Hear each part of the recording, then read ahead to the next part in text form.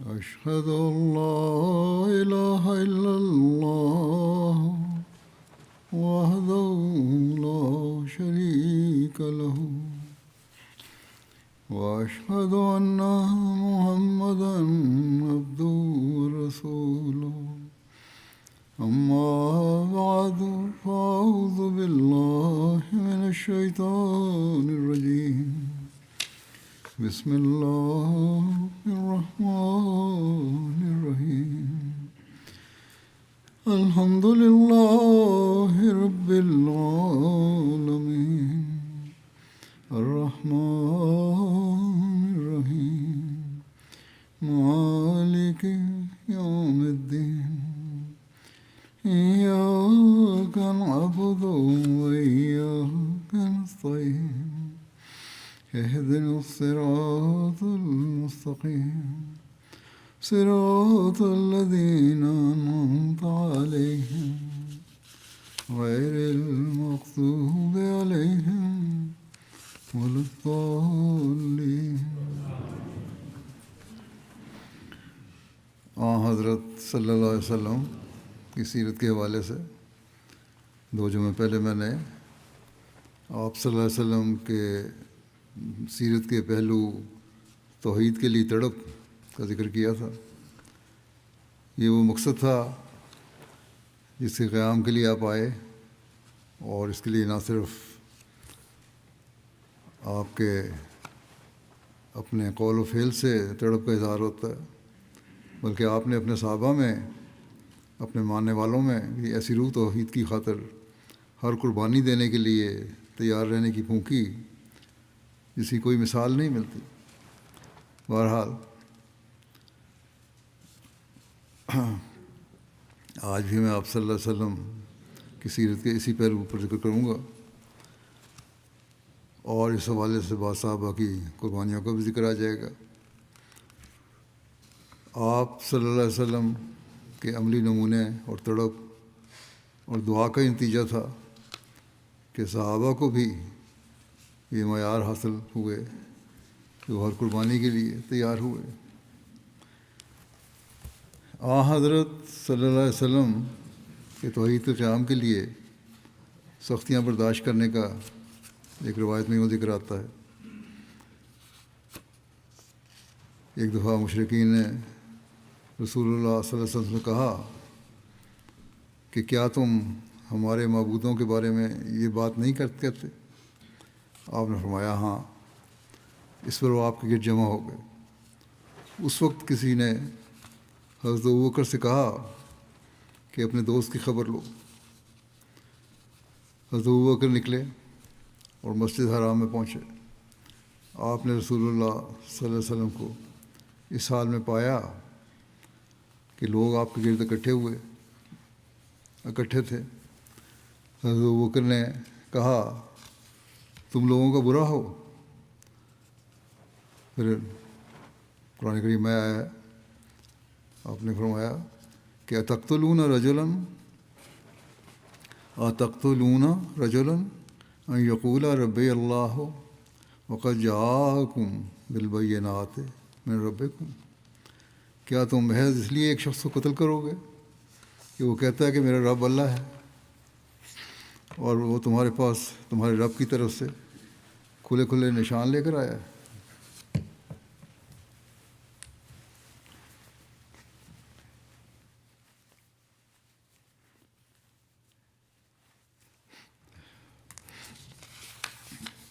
اس پر انہوں نے حضرت صلی اللہ علیہ وسلم کو تو چھوڑ دیا، اور حضرت ابوبکر کی طرف لپکے اور ان کو مارنے لگے.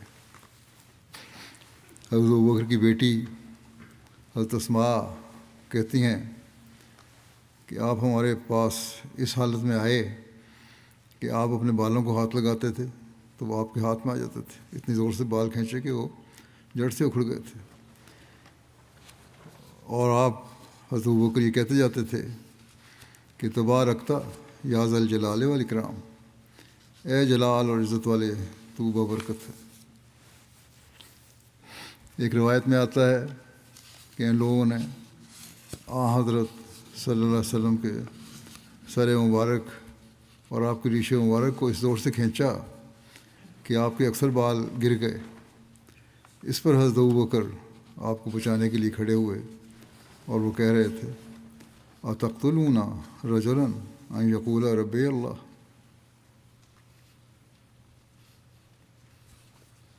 کیا تم محض اس لیے ایک شخص کو قتل کرو گے کہ وہ کہتا ہے کہ میرا رب اللہ ہے؟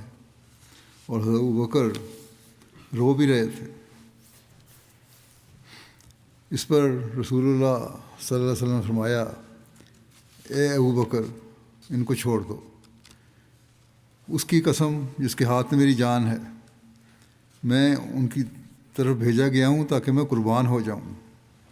اس پر انہوں نے رسول اللہ صلی اللہ علیہ وسلم کو چھوڑ دیا، یعنی اس وقت جب وہ آن صلی ہم کو ظلم کر رہے تھے، مار رہے تھے، اس وقت یہ کہا آن صلی نے جب وہ بیچ میں آئے کہ چھوڑو تم ان کو۔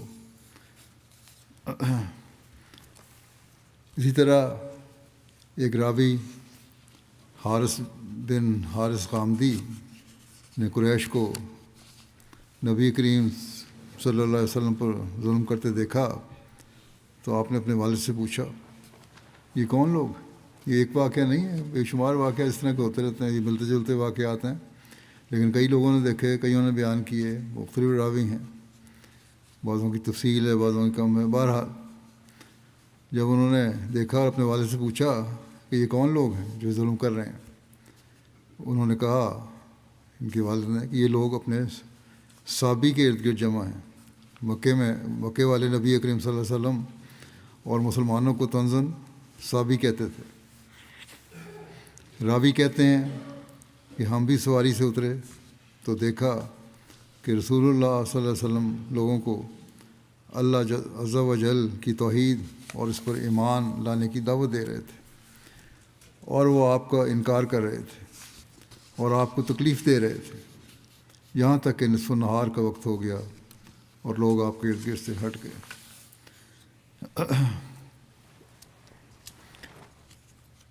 آپ پر ظلم کا ذکر مختلف تاریخوں کی کتابوں میں ملتا ہے۔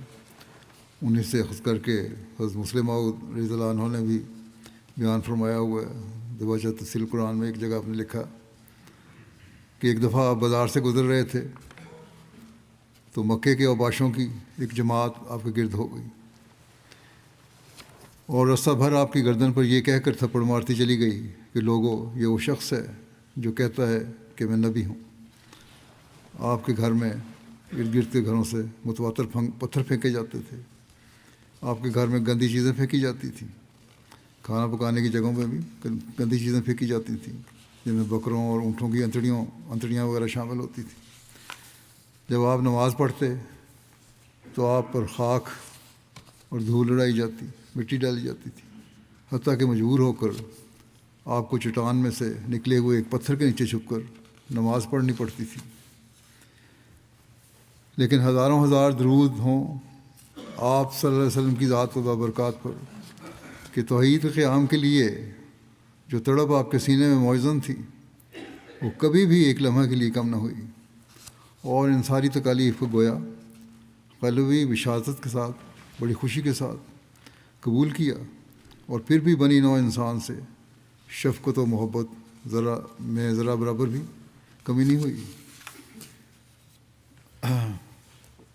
مسلم موعود نے لکھا ہے کہ جب ہم رسول کریم صلی اللہ علیہ وسلم کی زندگی کے واقعات کو دیکھتے ہیں تو ہمیں یہ دعویٰ ایک حقیقت بن کر نظر آتا ہے، اور ہمیں قدم قدم پر ایسے واقعات دکھائی دیتے ہیں جو آپ کی اس عظیم الشان محبت اور شفقت کا ثبوت ہیں جو آپ کو بنی نوع انسان سے تھی۔ چنانچہ آپ کو خدائے واحد کا پیغام پہنچانے کے لیے سال ہا سال تک ایسی تکالیف میں سے گزرنا پڑا کہ جن کی کوئی حد نہیں ہے۔ ایک دفعہ خانہ کعبہ میں کفار نے آپ کے گلے میں پٹکا ڈال کر اتنا گھونٹا کہ آپ کی آنکھیں سرخ ہو کر باہر نکل پڑیں۔ حضرت ابوبکر نے سنا تو وہ دوڑے ہوئے آئے اور رسول کریم صلی اللہ علیہ وسلم کو اس تکلیف کی حالت میں دیکھ کر آپ کی آنکھوں میں آنسو آ گئے، اور آپ نے ان کفار کو ہٹاتے ہوئے کہا خدا کا خوف کرو، کیا تم ایک شخص پر اس لیے ظلم کر رہے ہو کہ وہ کہتا ہے خدا میرا رب ہے؟ ایک مرتبہ آپ صلی اللہ علیہ وسلم مسجد حرام میں کھڑے ہوئے اور مشرکین مکہ کو مخاطب کرتے ہوئے فرمایا، تم کہو لا الہ الا اللہ، یعنی اللہ کے سوا کوئی معبود نہیں، کامیاب ہو جاؤ گے اگر یہ کہو تو۔ قریش آپ صلی اللہ علیہ وسلم پر ٹوٹ پڑے اس بات پر۔ ایک شخص اونچی آواز میں چیختے ہوئے آیا، یعنی یہاں پر حملہ کرنے کے لیے، تو حارث بن ابی حالہ سب سے پہلے آپ صلی اللہ علیہ وسلم کے پاس پہنچے۔ آپ نے ان لوگوں سے لڑنا شروع کر دیا، یعنی حارث نے، اور انہیں رسول اللہ صلی اللہ علیہ وسلم سے علیحدہ کر دیا۔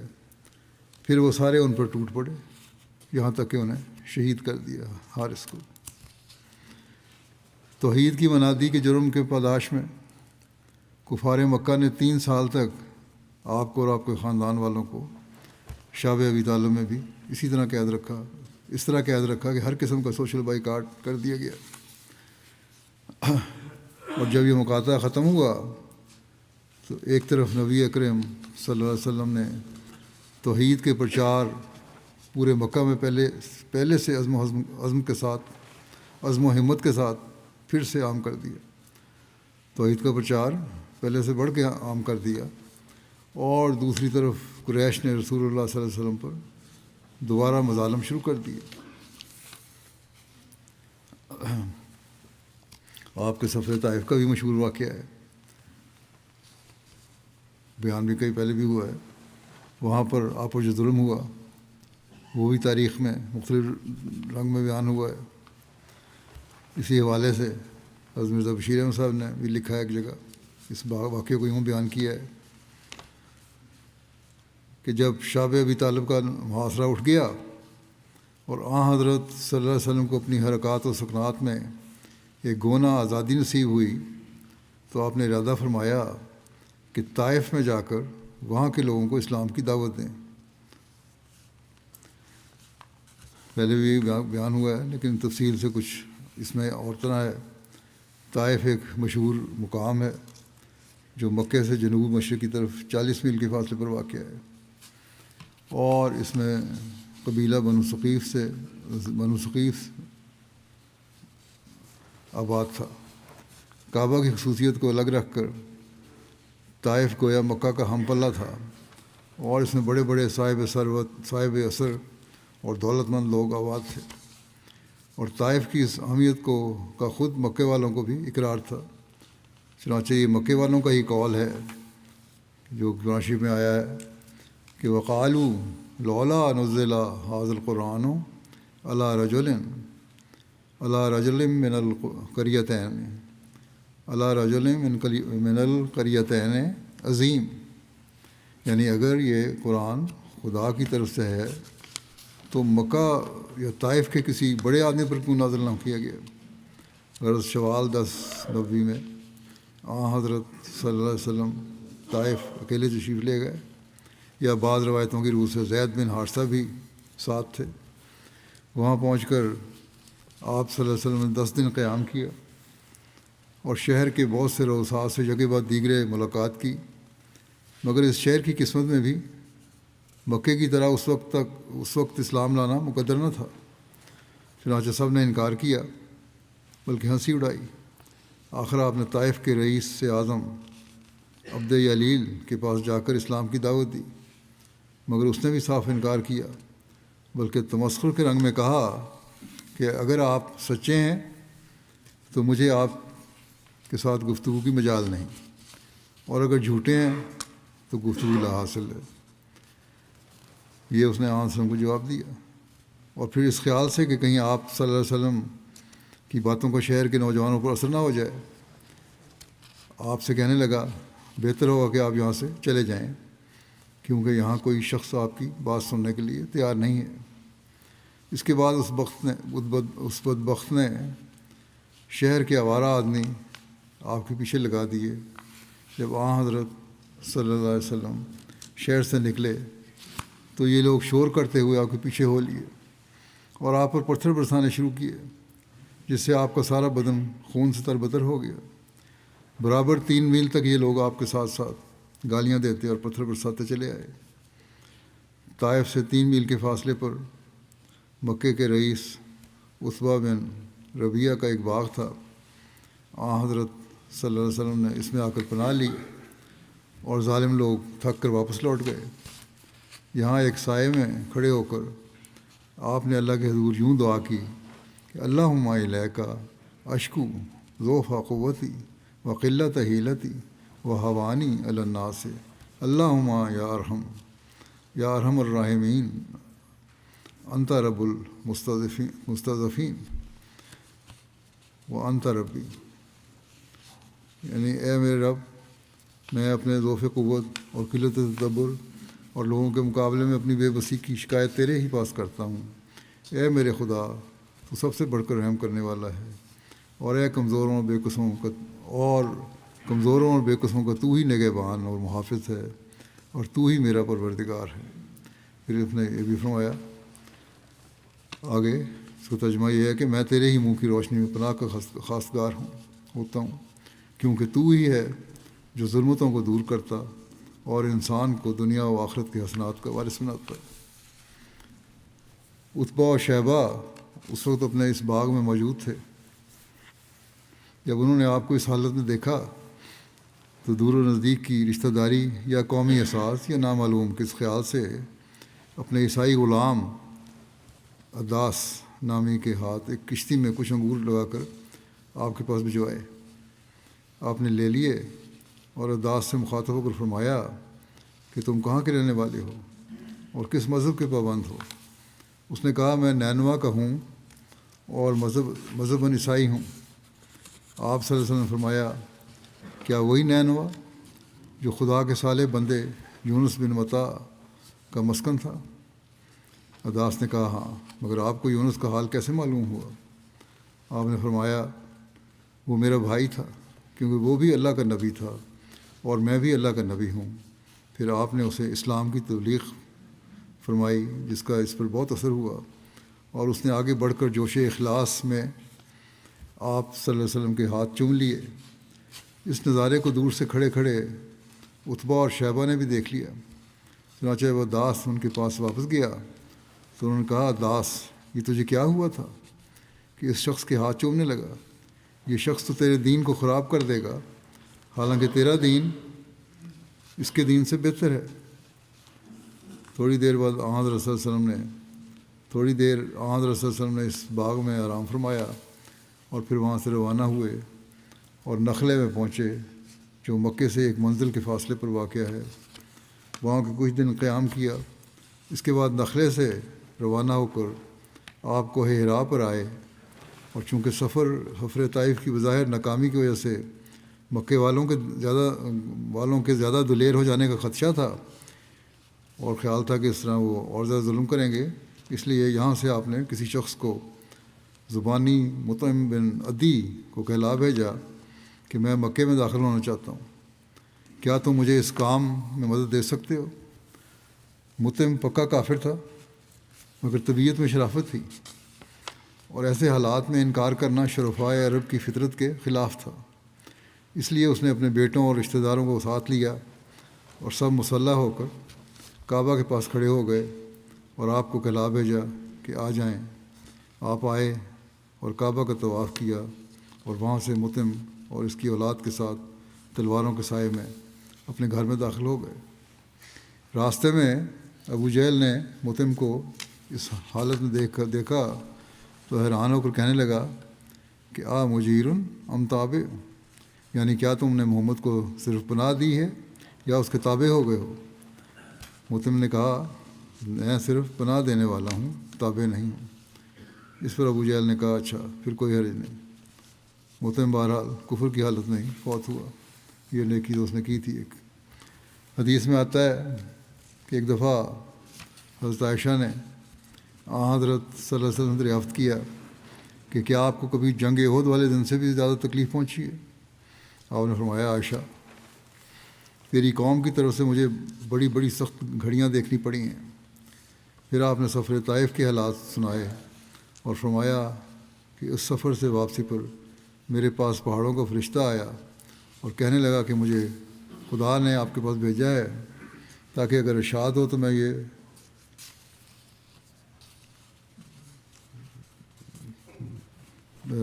دونوں پہاڑ ان لوگوں پر پیوست کر دوں، جو پہلو میں دائیں بائیں پہاڑ ہیں ان لوگوں پر گرا دوں اور ان کا خاتمہ کر دوں؟ آپ نے فرمایا نہیں نہیں، مجھے امید ہے کہ اللہ تعالیٰ انہی لوگوں میں سے وہ لوگ پیدا کر دے گا جو خدائے واحد کی پرستش کریں گے۔ لوگوں کی ہمدردی بھی غالب آ گئی، اور ساتھ اس بات پر بھی یقین کامل تھا کہ ایک روز ان کی نسلیں اسلام قبول کریں گی اور توحید پر قائم ہو جائیں گی۔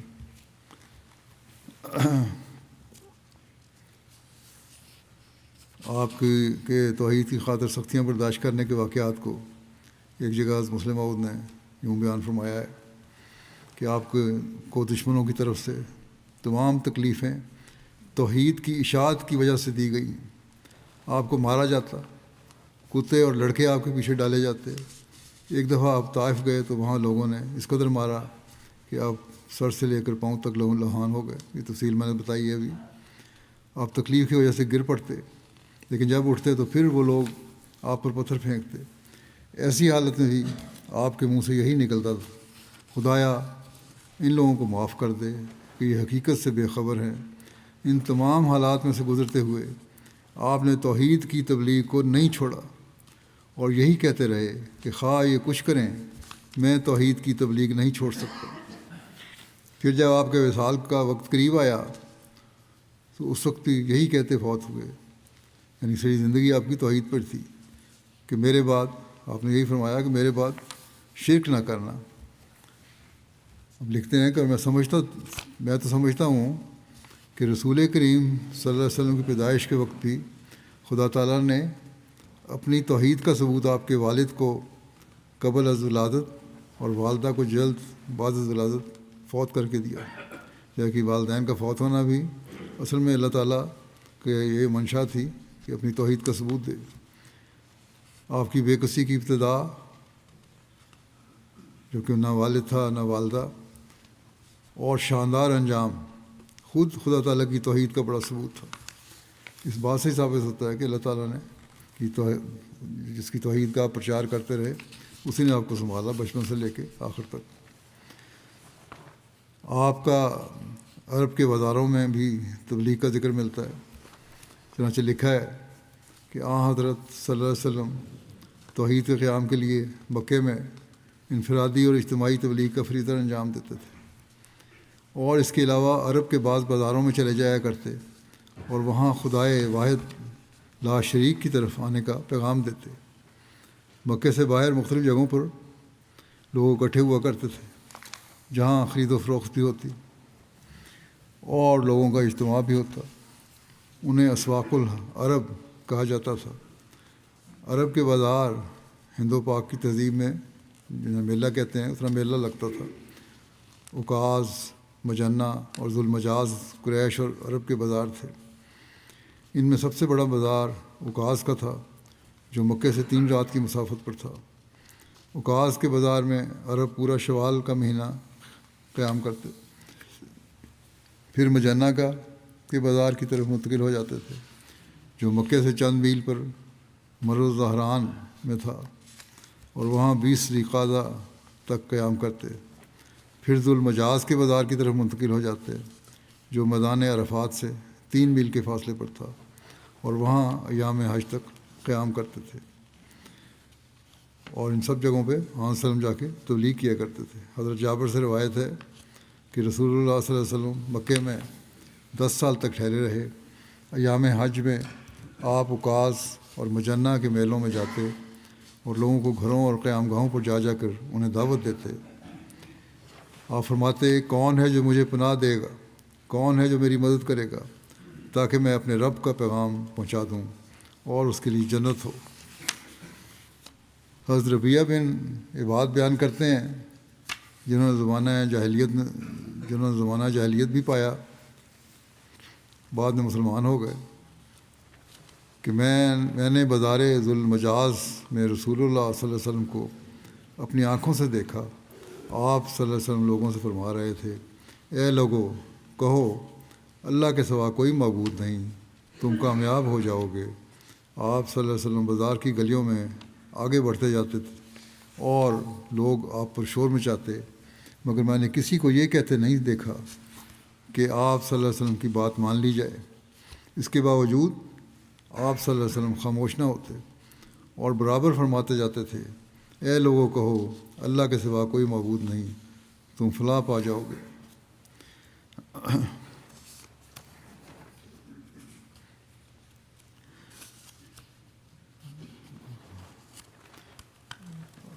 آپ کی اپنوں اور غیروں دونوں کی طرف سے آپ کو اس توحید کے پیغام پہنچانے کی وجہ سے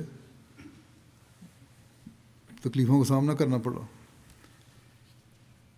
کھل کر عبادت بھی نہیں کر سکتے تھے، باوجود اس کے پیغام پہنچاتے تھے کہ عبادت میں تو مخل نہ ہوں یہ لوگ، حملے نہ کر دیں۔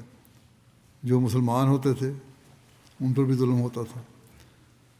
چنانچہ نمازوں اور ادائیگی کی عبادت کے بارے میں روایت آتی ہے، ایک روایت میں ذکر ہے کہ رسول کریم صلی اللہ علیہ وسلم اور حضرت علی مکے کے پہاڑ کی کسی گھاٹی میں جا کر لوگوں سے پوشیدہ نماز پڑھتے اور ایک عرصے تک اس طرح کرتے رہے۔ پھر حضرت ابو طالب کو اس کی اطلاع ہو گئی اور انہوں نے دونوں کو نماز پڑھتے دیکھ لیا، تو رسول کریم صلی اللہ علیہ وسلم سے پوچھا، اے میرے بھتیجے، یہ کیا دین ہے جو تو نے اختیار کیا ہے؟ آپ نے فرمایا، اے چچا، یہ دین خدا ہے، یہ دین خدا، اس کے فرشتوں، اس کے رسولوں اور ہمارے باپ ابراہیم علیہ السلام کا ہے۔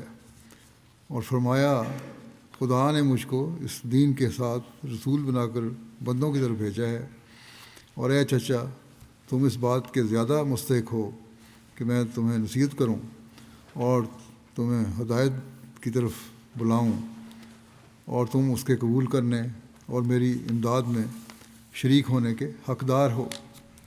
حضرت ابو طالب نے کہا، اے بھتیجے، میں اپنے باپ دادا کے دین کو ترک نہیں کر سکتا، مگر جب تک میں زندہ ہوں تم کو کوئی برائی دشمنوں سے نہیں پہنچ سکتی، میں مدد کروں گا بہرحال تمہاری۔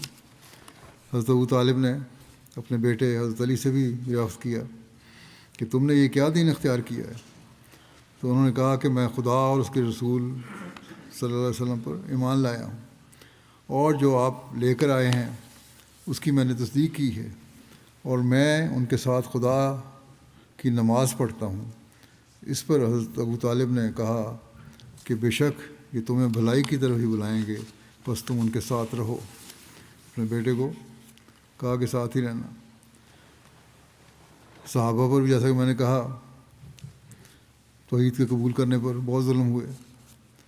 قریش مکہ ایک طرف تو اپنی طاقت اور سیادت کے داؤ پیچ لڑا کر سفارتی اور دھمکی آمیز رنگ میں حضرت صلی اللہ علیہ وسلم کو کسی نہ کسی طریق سے تبلیغ اسلام سے روکنے کی کوشش کرتے رہے، اور دوسری طرف اسلام قبول کرنے والوں پر ظلم و بربریت کا وہ بازار گرم کیا اور ایسا وحشیانہ سلوک کیا کہ نہ تفصیل لکھنے کی قلم میں طاقت ہے اور نہ بیان کرنے کا کسی کو حوصلہ ہو سکتا ہے۔ اور پھر بھی جو کچھ بیان ہوا وہ بھی بہت ایسا ہے کہ انسان کو ہلا کے رکھ دیتا ہے۔ حضرت بلال جب رسول اللہ صلی اللہ علیہ وسلم پر ایمان لائے تو ان کو طرح طرح کا عذاب دیا جاتا تھا۔ جب لوگ حضرت بلال کے عذاب دینے میں سختی کرتے تو حضرت بلال احد کہتے، وہ لوگ کہتے اس طرح کہو جس طرح ہم کہتے ہیں، تو حضرت بلال جواباً کہتے کہ میری زبان اسے اچھی طرح ادا نہیں کر سکتی جو تم کہہ رہے ہو۔ ایک دوسری روایت میں ہے کہ حضرت بلال کو جب ایذا پہنچائی جاتی اور مشرکین یہ ارادہ کرتے کہ ان کو اپنی طرف مائل کر لیں تو حضرت بلال کہتے اللہ اللہ۔ ایک روایت میں ہے کہ جب حضرت بلال ایمان لائے تو حضرت بلال کو ان کے مالکوں نے پکڑ کر زمین پر لٹا دیا اور ان پر سنگریزے اور گائے کی کھال ڈال دی اور کہنے لگے کہ تمہارا رب لات اور عزا ہے، مگر آپ احد ہی کہتے تھے۔ ان کے مالکوں کے پاس حضرت ابوبکر آئے اور کہا کہ کب تک تم اس شخص کو تکلیف دیتے رہو گے؟ حضرت ابوبکر نے حضرت بلال کو 7 اوقیہ میں خرید کر انہیں آزاد کر دیا۔ اوقیہ 40 درہم کا ہوتا ہے، یعنی 280 درہم میں آپ نے ان کو خرید کے آزاد کیا۔ ان کے علاوہ حضرت سمیہ، حضرت عمار بن یاسر، حضرت خباب اور 20 غلام اور آزاد مرد اور 2 عورتیں تھیں کہ جو توحید پر ایمان لانے کے نتیجے میں کفار مکہ کے شرمناک اور دردناک مظالم کا نشانہ بنے۔ کفار مکہ کمزور مسلمانوں پر تو ظلم کرتے ہی تھے، خود رسول کریم صلی اللہ علیہ وسلم کی ذات مبارک بھی ان سے محفوظ نہ تھی، جیسے بیان بھی ہو چکا ہے ابھی پہلے۔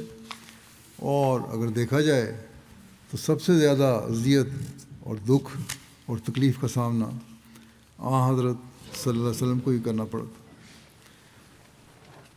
یہ بھی تکلیف اور دکھ کم نہ تھا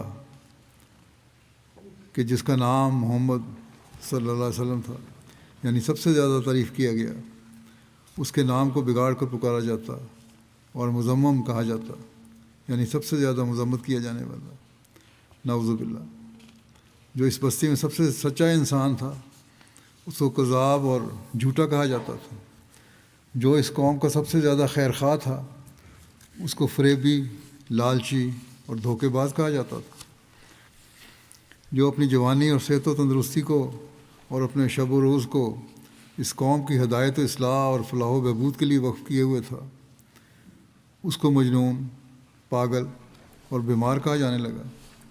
اور کبھی آپ صلی اللہ علیہ وسلم کی گردن میں کپڑا ڈال کر اس طرح کھینچا جاتا کہ قریب ہوتا کہ سانس بند ہو جائے، اور کبھی پتھر مارے جاتے، اور کبھی گندگی آپ پر ڈالی جاتی۔ عروہ بن زبیر نے بیان کیا، میں نے حضرت عبداللہ بن عمر بن عاص سے پوچھا وہ بدترین سلوک مجھے بتائیں جو مشرکین نے نبی کریم صلی اللہ علیہ وسلم سے کیا تھا۔ انہوں نے کہا ایک بار نبی کریم صلی اللہ علیہ وسلم مسجد حرام کے حتیم خانہ کعبہ کے ساتھ خالی جگہ جو تھی، جس کے گرد چھوٹی دیوار ہے، اس علاقے کو حتیم کہتے ہیں، اس میں نماز پڑھ رہے تھے کہ عقبہ بن ابی معیط آیا اور اس نے کپڑا آپ کی گردن میں ڈال کر آپ کا گلا زور سے گھونٹا۔ اتنے میں حضرت ابوبکر پہنچ گئے اور آ کر انہوں نے عقبہ کا کندھا پکڑا اور اسے دھکیل کر نبی کریم صلی اللہ علیہ وسلم سے ہٹا دیا اور کہا اتقتلون رجلا ان یقول ربی اللہ، کیا تم ایسے شخص کو مارتے ہو جو کہتا ہے کہ میرا رب اللہ ہے؟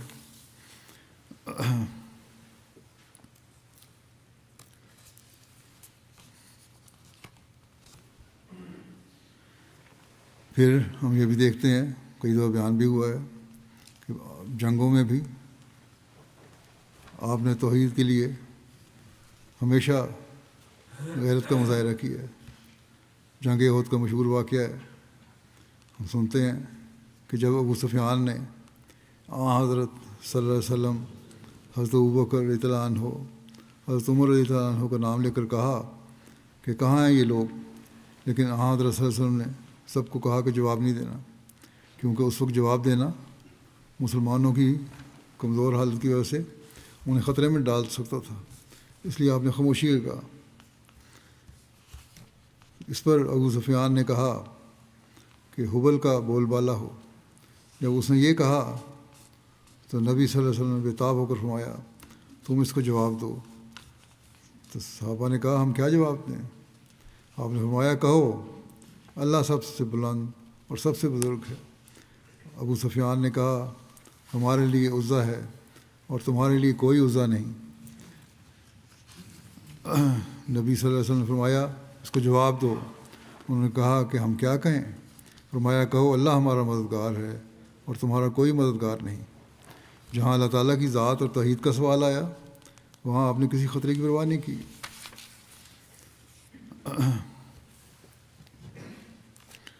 بس یہ اس وقت توحید کی غیرت تھی کہ آپ نے صحابہ کو فرمایا کہ کہو اللہ اعلیٰ و اجل، اللہ اعلیٰ و اجل، تم جھوٹ بولتے ہو، حبل کی شان بلند نہیں، اللہ وحدہ لا شریک ہے، معزز ہے اور اس کی شان بالا ہے۔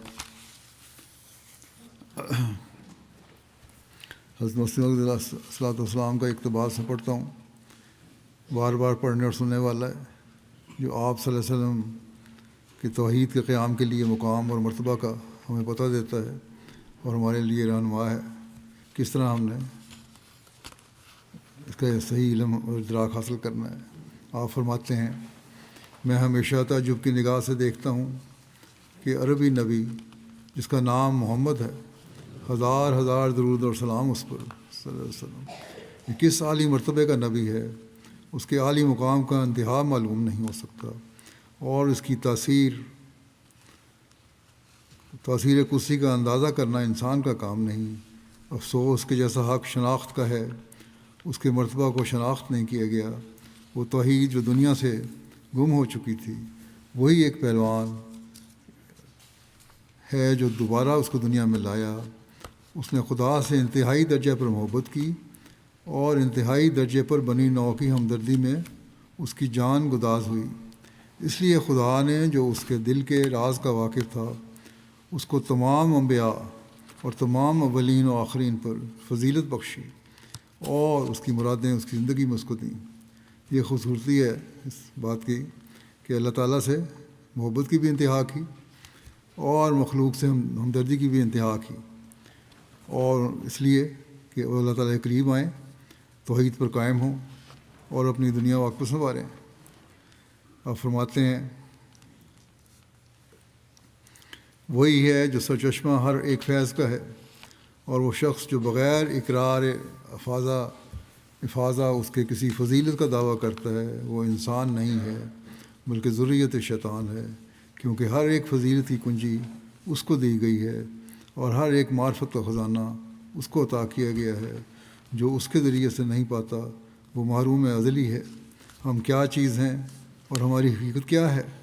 ہم کافر نعمت ہوں گے اگر اس بات کا اقرار نہ کریں کہ توحید حقیقی ہم نے اسی نبی کے ذریعے سے پائی، اور زندہ خدا کی شناخت ہمیں اسی کامل نبی کے ذریعے سے اور اس کے نور سے ملی ہے، اور خدا کے مکالمات اور مخاطبات کا شرف بھی جس سے ہم اس کا چہرہ دیکھتے ہیں اسی بزرگ نبی کے ذریعے سے ہمیں میسر آیا ہے۔ اس آفتاب ہدایت کی شعاع دھوپ کی طرح ہم پر پڑتی ہے، اور اسی وقت تک ہم منور رہ سکتے ہیں جب تک کہ ہم اس کے مقابل پر کھڑے ہیں۔ بس خدا تعالیٰ تک پہنچنے کی توحید حقیقی پہچان کرنے کے لیے اب حضرت صلی اللہ علیہ وسلم ہی ایک وسیلہ ہیں۔ آپ فرماتے ہیں وہ لوگ جو اس غلط خیال پر جمے ہوئے ہیں کہ جو شخص حضرت صلی اللہ علیہ وسلم پر ایمان نہ لاوے یا مرتد ہو جائے اور توحید پر قائم ہو اور خدا کو واحد لا شریک جانتا ہو، وہ بھی نجات پا جائے گا، اور ایمان نہ لانے پر یا مرتد ہونے سے اس کا کچھ بھی حرج نہ ہوگا۔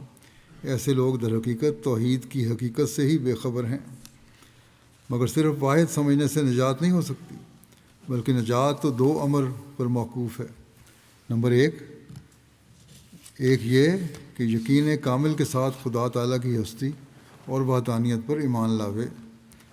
نمبر دو فرمایا دوسرے یہ کہ ایسے کامل محبت حضرت احدیت جل شانہ کی اس کے دل میں جاگزین ہو کہ جس کے استعلاء اور غلبے کا یہ نتیجہ ہو کہ خدا تعالیٰ کی اطاعت عین اس کی راحت جان ہو، جس کے بغیر وہ جی ہی نہ سکے، اتنا غلبہ ہو اس حالت میں، اور اس کی محبت تمام اغیار کی محبتوں کو پامال اور معدوم کر دے۔ اور یہی توحید حقیقی ہے کہ بجز مطابقت ہمارے سید و مولا حضرت محمد صلی اللہ علیہ وسلم کے حاصل ہی نہیں ہو سکتی۔ کیوں حاصل نہیں ہو سکتی؟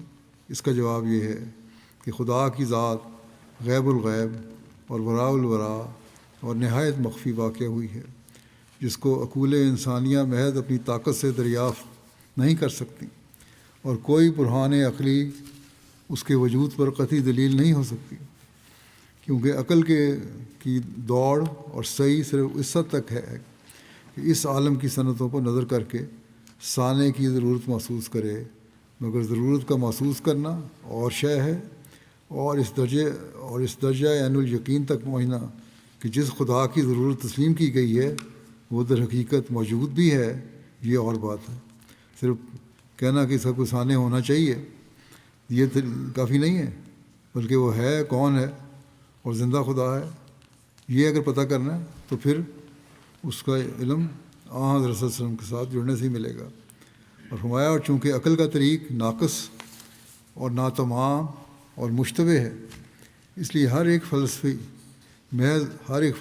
محض عقل کے ذریعے سے خدا کو شناخت نہیں کر سکتا، بلکہ اکثر ایسے لوگ جو محض عقل کے ذریعے سے خدا تعالیٰ کا پتہ لگانا چاہتے ہیں آخرکار دہریہ بن جاتے ہیں، اور مصنوعات زمین و آسمان پر غور کرنا کچھ بھی ان کو فائدہ نہیں پہنچا سکتا۔ یہی ہم آج کل دیکھتے ہیں، بہت سارے پڑھے لکھے لوگ ہیں مسلمانوں میں سے دہریہ بن رہے ہیں، خدا کے وجود کا انکار کرتے ہیں، اس لیے ان کو سمجھ نہیں آتی۔ انہوں نے حضرت صلی اللہ علیہ وسلم کے ساتھ جڑ کے ان باتوں پہ غور نہیں کیا جو آپ نے تعلیم دی ہے۔ فرمایا کہ اور خدا تعالیٰ کے کاملوں پر ٹھٹھا اور ہنسی کرتے ہیں، اور ان کی یہ حجت ہے کہ دنیا میں ہزار ایسی چیزیں پائی جاتی ہیں جن کے وجود کا ہم کوئی فائدہ نہیں دیکھتے، اور جن میں ہماری عقلی تحقیق سے کوئی ایسی سند ثابت نہیں ہوتی جو سانے پر دلالت کرے، بلکہ بعض لغو اور باطل طور پر ان چیزوں کا وجود پایا جاتا ہے۔ افسوس وہ نادان نہیں جانتے، دلیل یہ دیتے ہیں کہ کوئی سانے نہیں، کوئی ہر چیز کا فائدہ نہیں ہوتا، کیونکہ ان کو پتہ ہی نہیں ہے کہ فائدہ ہے کہ نہیں، کیونکہ علم نہیں ہے اس لیے وہ ایسی باتیں کر جاتے ہیں۔ آپ فرماتے ہیں کہ افسوس وہ نادان نہیں جانتے کہ عدم علم سے عدم شے لازم نہیں آتا۔ یہ نہیں ہے کہ اگر کسی بات کا علم نہ ہو تو اس چیز کا وجود نہیں ہوتا۔ اس قسم کے لوگ کئی لاکھ اس زمانے میں پائے جاتے ہیں جو اپنے تئیں اول درجے کے عقل مند اور فلسفی سمجھتے ہیں اور خدا تعالیٰ کے وجود سے سخت منکر ہیں۔ اب ظاہر ہے کہ اگر کوئی عقلی دلیل زبردست ان کو ملتی تو وہ خدا تعالیٰ کے وجود کا انکار نہ کرتے، اور اگر وجود باری جل شانہ پر کوئی برہان یقینی عقلی ان کو ملزم کرتی، وہ یعنی منہ بند کرا دیتی ان کا، تو وہ سخت بے حیائی اور ٹھٹے اور ہنسی کے ساتھ خدا تعالیٰ کے وجود سے منکر نہ ہو جاتے۔ بس کوئی شخص فلسفیوں کی کشتی پر بیٹھ کر طوفان شبہات سے نجات نہیں پا سکتا، بلکہ ضرور غرق ہوگا، اور ہرگز شربت توحید خالص اس کو میسر نہیں آئے گی۔ اب سوچو کہ یہ خیال کس قدر باطل اور بدبودار ہے کہ بغیر وسیلہ نبی صلی اللہ علیہ وسلم کے توحید میسر آ سکتی ہے، اور اس سے انسان نجات پا سکتا ہے۔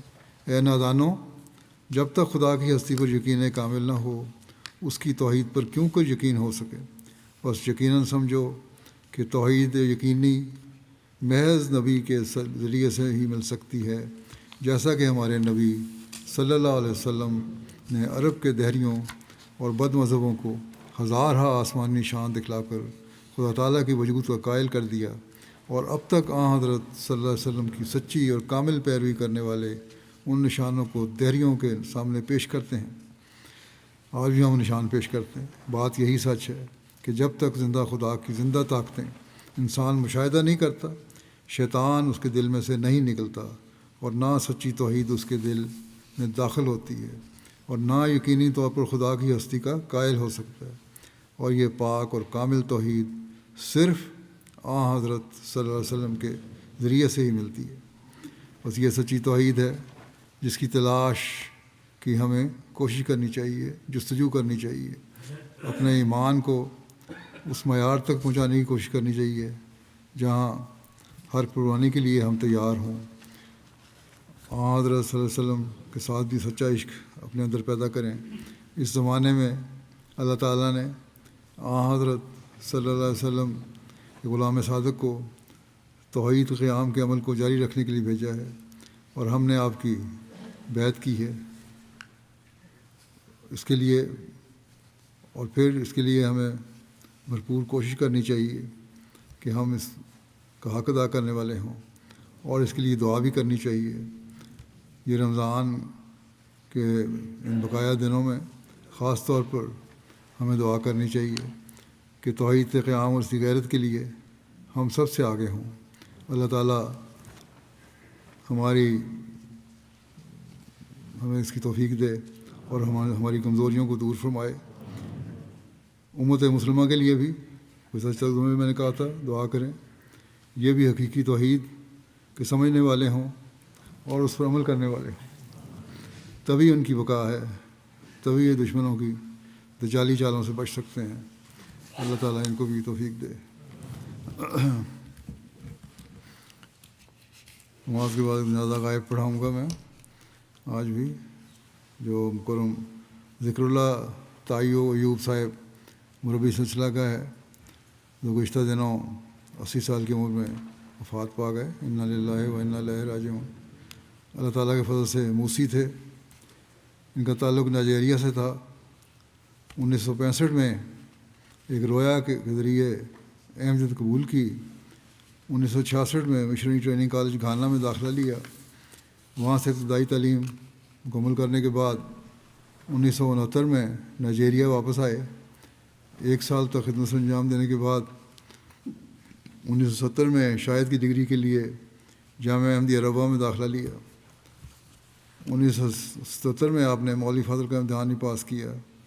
1979 میں شاہد کی ڈگری حاصل کی۔ اس کے بعد نائجیریا آئے اور خدمت کا آغاز کیا اور وفات تک وہیں رہے۔ آپ نے تقریباً 47 سال تک خدمت کی توفیق پائی۔ نائجیریا کے مختلف مقامات پر ان کو خدمت کی توفیق ملی۔ نائجیریا میں نائب امیر کے طور پر خدمت گزار آتے رہے۔ صحافت جرنلزم میں پوسٹ گریجویٹ کی ڈگری بھی حاصل کی ہوئی تھی انہوں نے، اس لیے اس حوالے سے بھی وہ کام کرتے رہے۔ جامعۃ المبشرین نائجیریا کے پرنسپل بھی مقرر رہے، پہلے قائم مقام پھر 3-4 سال باقاعدہ پرنسپل تھے۔ بہترین کھلاڑی بھی تھے، کھیلوں سے بھی بڑا تعلق تھا ان کا، لیکن کبھی کھیلوں کو اپنی باتوں کے میں روک بننے نہیں دیا۔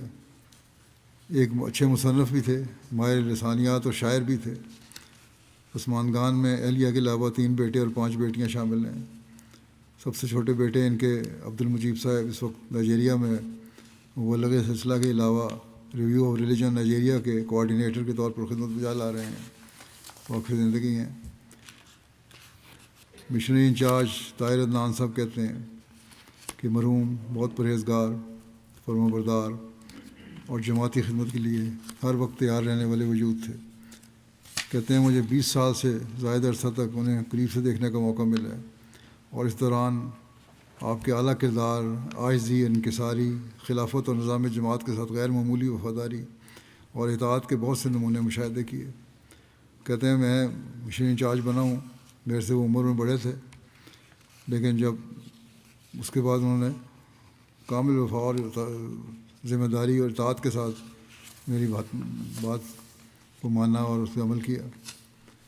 اسی طرح یوسف خالق صاحب مربی سلسلہ قیان کہتے ہیں کہ بطور پرنسپل طلباء کی تربیت پر غیر معمولی توجہ دیتے تھے، طلباء میں ذمہ داری کا احساس پیدا کیا اور ہمیشہ اس بات کی تلقین کی کہ کسی بھی کام کے لیے عذر پیش نہ کریں۔ خلیفہ وقت کی ہدایات پر فوری عمل کرنے پر خاص زور دیتے تھے۔ عملی تربیت کے لیے آپ طلباء کو تبلیغی مہمات پر بھی بھیجتے تھے۔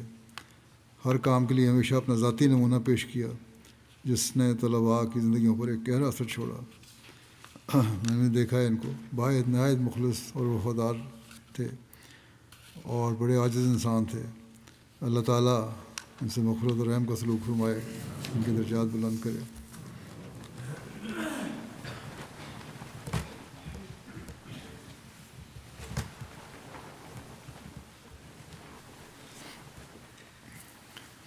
الحمد للہ